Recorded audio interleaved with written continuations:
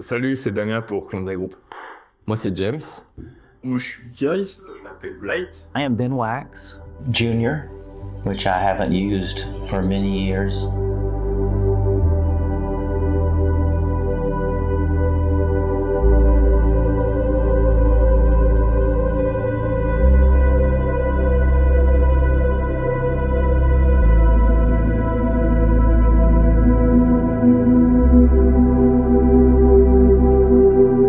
Il y a 3 ans, en 2022, il me semble, 2023, I had the chance to meet the Klondike Group. on fait une démonstration, une prestation au Deadman Corner. Et là, je parlais avec Michel Detrez. Il me dit non, tu devrais rester parce qu'il y a le fils d'un vétéran qui arrive. Je dis on va attendre, etc. Je fais ce que je te propose, c'est qu'on va faire un peu les momies dans la vitrine. Et puis au fur et à mesure, on va commencer à bouger pour essayer une petite surprise. He led us upstairs for a surprise. We had no idea what to expect. I was looking for the items that my father had owned and we had placed there. And so he took us up to what I would call the diorama. And he said, here's your surprise. And we stood there for a quiet 15 or 30 seconds trying to figure out what are we supposed to be seeing.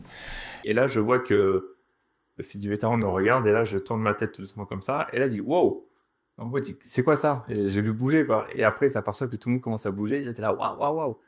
Donc, on sympathise avec lui, et bon, effectivement, il me dit que son père était dans le 501, il n'en dit pas plus, parce qu'il était un peu pris par le temps, il part, et Few months passed, and all of a sudden, one of the group reached out to me. He goes by the name of Doc, and Doc said that throughout his life, he had always been the most interested in the 501, and that he had always wanted to portray an officer within the 501. je lui demande l'autorisation de pouvoir représenter son père en reconstitution. Et là, un grand oui, limite, c'est un honneur, machin. Alors je lui dis non, c'est moi qui ai l'honneur de représenter votre papa et pas l'inverse en fait. That has developed into a friendship and a strong bond over the last 2 years. We've been able to exchange pictures and stories and educate one another. Et en fait, au fur et à mesure de la conversation, je m'aperçois que son père commandait la section qu'on représente actuellement. Donc c'est-à-dire que on a créé un groupe de reconstitution qui rend hommage au S2 du 501. On parle de 80 grand max. Et là, on s'aperçoit que son papa commandait cette section. Donc on a une chance sur des millions. My father was Captain Benjamin W. Wax. He was the A Company commander of the 501st in Toccoa, Georgia. My father originally was from Louisiana. He was from Baton Rouge and attended, he participated in athletics, very much so. He was a diver. He was a South Atlantic Coast champion diver in 1938. But as he graduated, he taught school, and then he went back to coaching and teaching, and then doing National Guard on weekends, and knew that the war was coming, and he wanted to plan in advance where he would end up. And he continued to work in his rank. He, of course, graduated from college as a second lieutenant and later became a first lieutenant. And it wasn't until about 42, 43 when he became a captain. Participated in Louisiana maneuvers and Tennessee maneuvers and in North Carolina maneuvers as part of his experience with the real Army, which is at that time what it was called, was the real Army. To meet my mother, Polly Teasley. She was a Toccoa girl, and about the time he got there, he was made the battalion commander of A Company by Colonel Johnson. Got married in February. They arrived in November. He got married in February. And then they completed their tour in Toccoa in March, mid-March. At that time, he already had his wings. They went back to Camp McCall During that period, they continued to train and learn techniques of battle. And then they eventually made their way to New York, sailed across to England. They were at Hampstead Marshall and continued to train for many months before D-Day actually took place. My father, just so you know, he survived the war, but at age 46, he passed away of cancer. And at that time, I was only 6 years old. And so I didn't have a lot of time to know my father or ask questions or know even questions to ask. He had always dreamed of having a boys' residential camp. And those were the last years of his life and the first years of mine. Back to France, he was in this facility, I have come to learn. I finally, after I retired, I started investigating the items that my father had left. Once I had a time to look at it, I had other family members who helped organize a lot of paperwork that he had kept as an officer. And it was a chronological timeline of his service and things that he had participated in. When I met Mr. Bando, it was just strictly by chance, and he ended up knowing who my father was. He had pictures of my father I did not have. He knew who he was, although he didn't know anything about my father, but he knew his military side. And so we exchanged information. We met other people. We were introduced to a private Facebook page, and the people on that Facebook page allowed us to develop a lot more wealth of knowledge.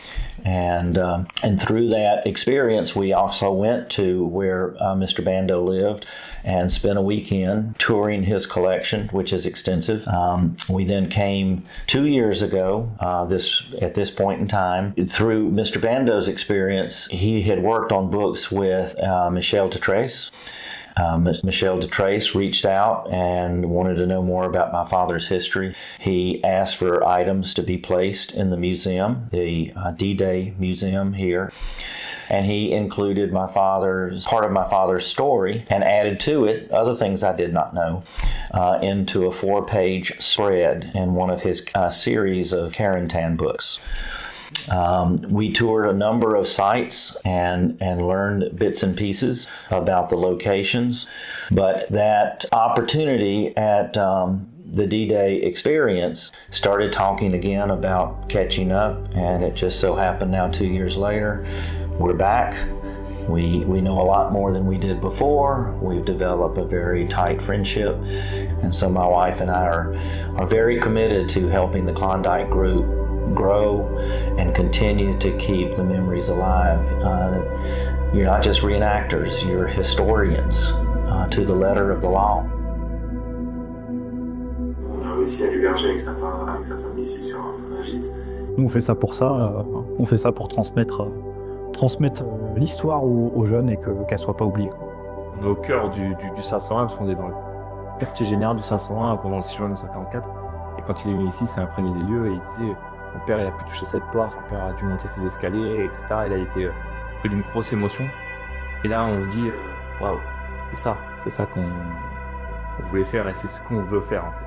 Le but de ça, c'est que la mémoire, on peut la rendre de diverses façons. Lorsqu'on fait des événements comme ça, en disant pourquoi James, tout simplement parce que je représente James Reynolds qui est décédé dans le crash d'un C-47.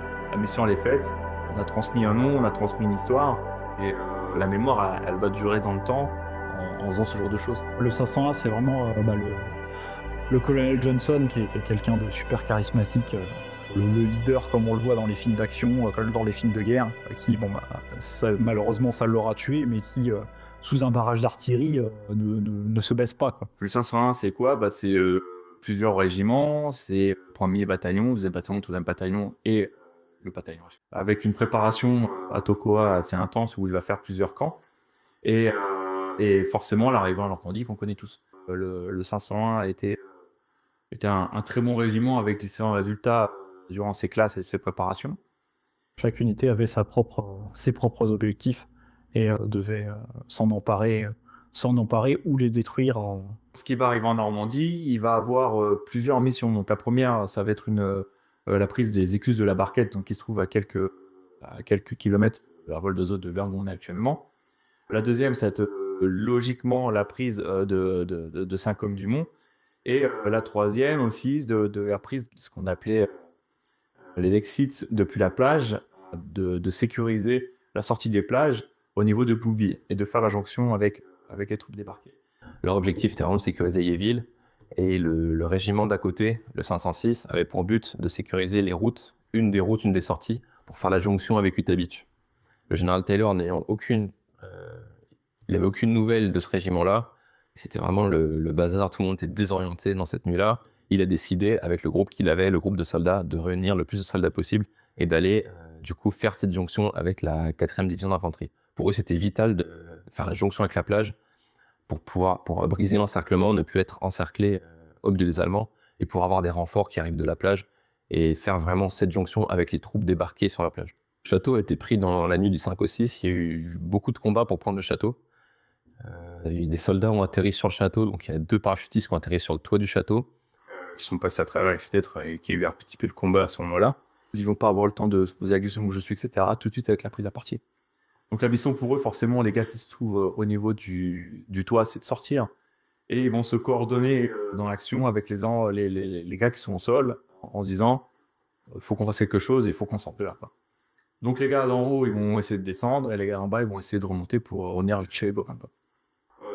Il y a eu une demande aussi de nettoyer le bâtiment pour vérifier que tout était safe. Il y en a un qui était accroché en paix avec la mort et il a décidé d'ouvrir toutes les portes et de sauter sur tous les lits pour vérifier qu'il n'y avait pas de pièces piégées, etc., etc. Donc il y a eu pas mal d'échanges de coups de feu dans le château et apparemment les Allemands auraient déguerpi assez vite après cet échange de coups de feu. Mais il y a eu des combats pour vraiment prendre le château dans cette nuit-là. Donc du coup, le 6 au matin, le château était pris par les Américains. Ils ont commencé à installer du coup leur quartier général dans le château.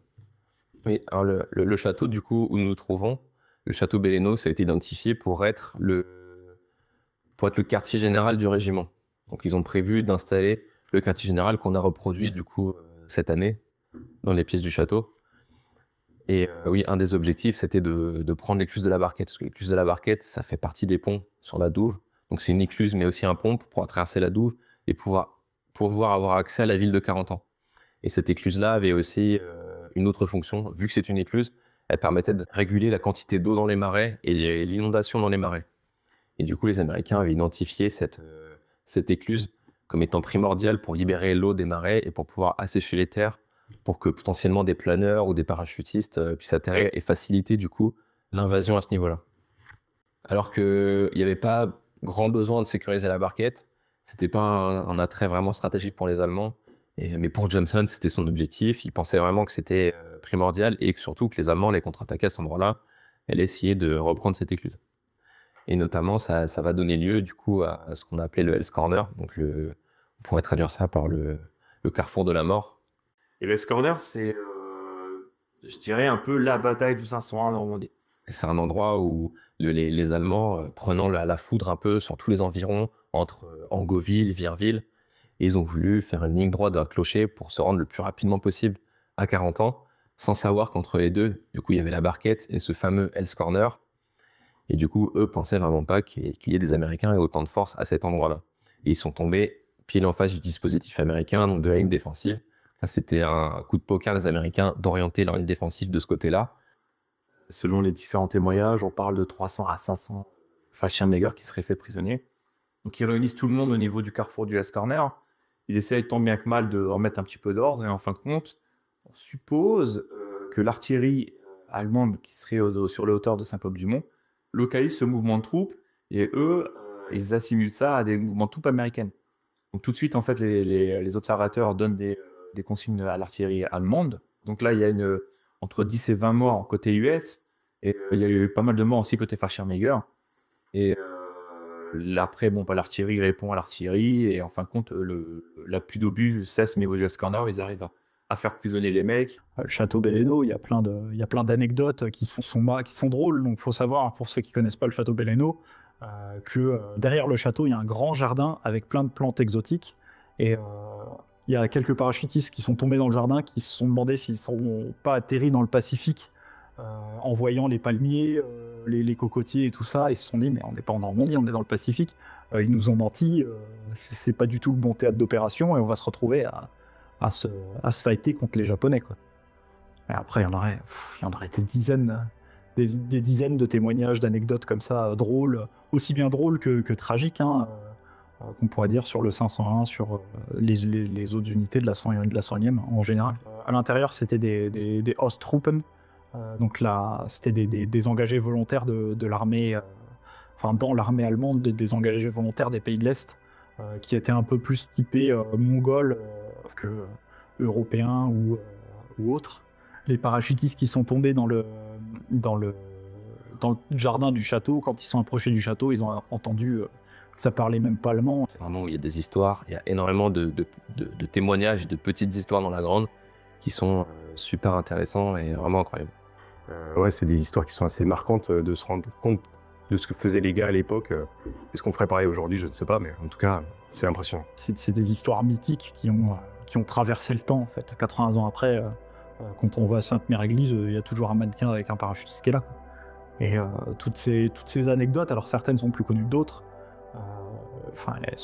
certaines sont à mourir de rire, et d'autres nous laissent verser une petite larme